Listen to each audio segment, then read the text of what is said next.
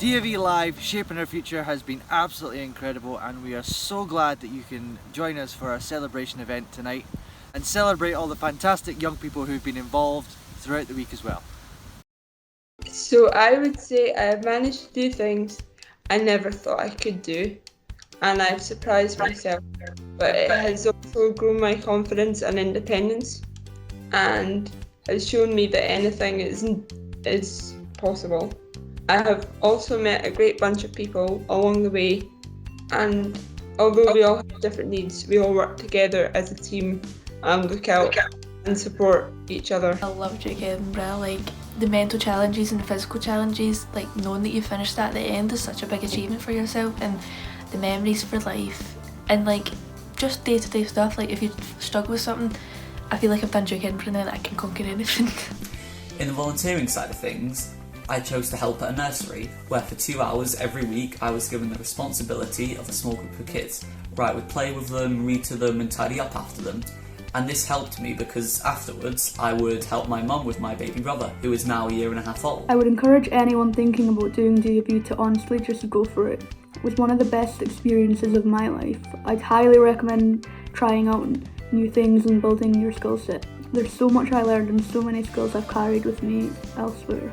So we would go out on walks, and I would use it as a chance to work on like photography as well. So it was good for my evidence. So I'd take loads of photos, and then I'd end up writing like reaching the limit on the evidence things as well, and having to write like 3 just for like one walk. But I'd like fill in the evidence, upload my pictures, and it was like a really nice thing. And then I have all these memories and all these nice photos. So it's like, what did you do during lockdown? I went on loads of walks. Here's all my pictures. Well, that's lovely, and you can look back on that kind of experience with your mum. I know, it's quite nice, like bonding time. But yeah, it definitely helped mental health wise, because obviously I got to go outside. I wasn't going outside for any other reason apart from to go to the shops, and obviously you're not really actually outside for very long. So it was definitely good for mental health and physical health.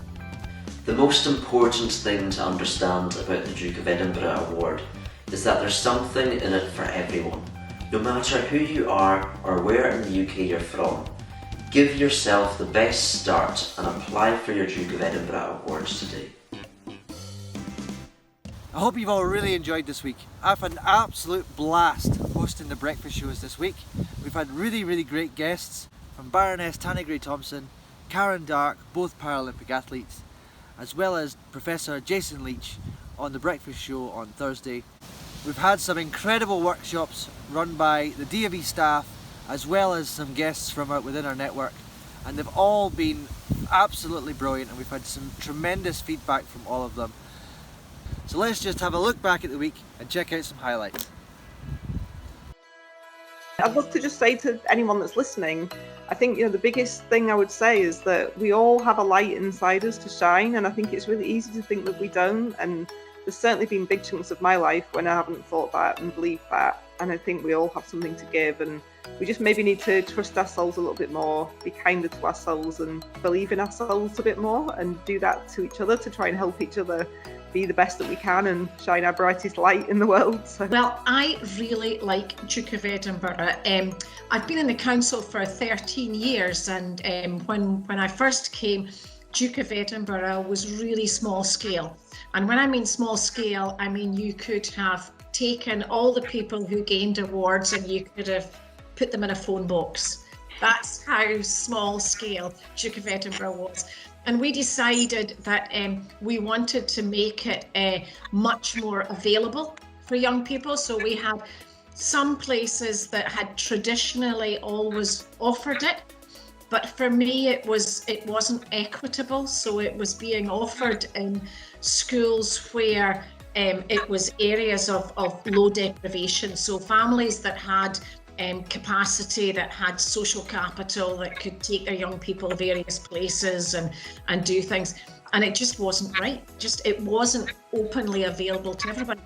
What message would the Duke of Edinburgh leaders and Duke of Edinburgh like to be working on to improve participation?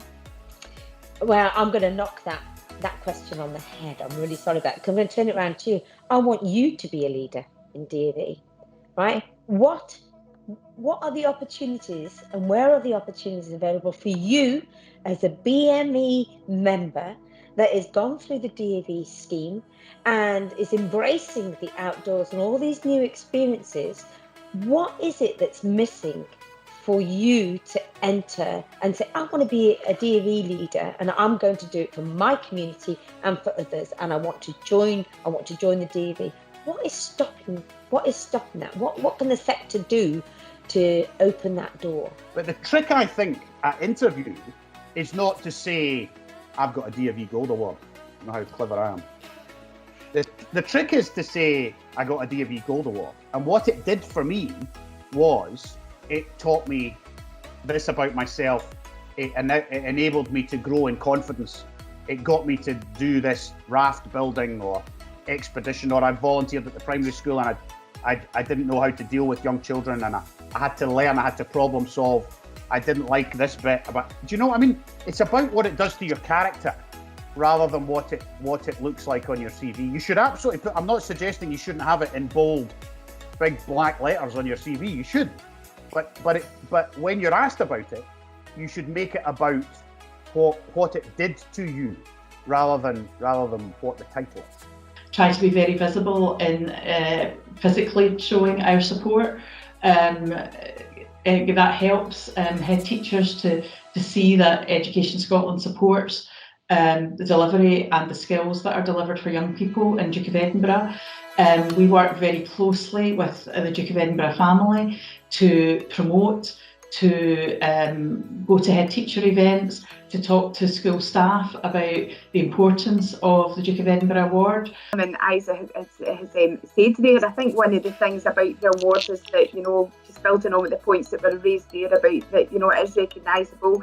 It's an offer that all young people can take part in, but I think from our point of view within community learning development, it's also about ensuring that the award is there to enhance the opportunities for young people who maybe face more barriers in their lives. And certainly the awards and the delivery model that's used within not only our organisation, but I'm sure in a whole range of other organisations, is about there's things that we put in place, and at times that we do have to target particular young people because of to make sure that it's an equity across the board. DofE offers something unique, and so it's not difficult to prioritise it. I mean, I mentioned there about being more than an exam factory and not just chasing tariff points or SCQF points. I mean, one of the issues that has been mentioned in some discussions is that the DofE doesn't attract SCQF points. It doesn't attract those tariff points, and that's not an issue for me, and it's not an issue for our secondary schools, because they recognise that it's about young people challenging themselves at their level. We will put in place all of the risk assessments required so that every school can make a different decision based on the government guidelines that are affecting us, make a different decision based upon what they can do and the closest that they can get to a traditional expedition experience. But on the other end of the spectrum, if what that looks like is an urban exped where the young people literally start the exped from the school gates, go for their walk, and then at the end of the day come back to the school gates and then go home for the evening, and they do that each day, and that's what they can do in their school, then do you know what, let's get on board with that and let's make it happen. And as a result of that, we had 564 young people go out on exped last year, which was pretty awesome. Keep going. Just we know it is really hard right now, and it's difficult, and people are weighing up lots of different sort of options in terms of what they do. But it is worth it in the end. It is worth it to go through, to finish the whole of your award, and to get that. And I think, to leaders and the people involved, you have the ability, and this, you have the ability to make a difference to young people's lives. And so that's why it's really important to kind of keep it fun and enjoyable, and learn from it. So I also just want to say thank you because of how hard it is. The commitment from people has been amazing. So thank you for staying committed, because we want more young people to have the chance to experience everything the award can give them. So good luck and enjoy it. And thank you, because it's tough at the moment. So on behalf of the DofE Scotland team, thank you so much for joining us this week.